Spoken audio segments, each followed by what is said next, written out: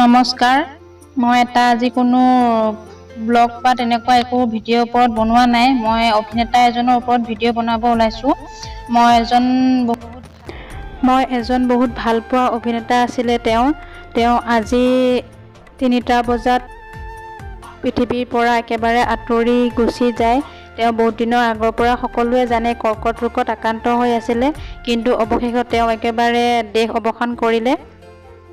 সকলোৱে তেওঁৰ বাবে প্ৰাৰ্থনা কৰিব যাতে তেওঁৰ আত্মাই চিৰশান্তি লাভ কৰে। শেষত এইটোৱে ক'ব বিচাৰিছোঁ, ধন্যবাদ।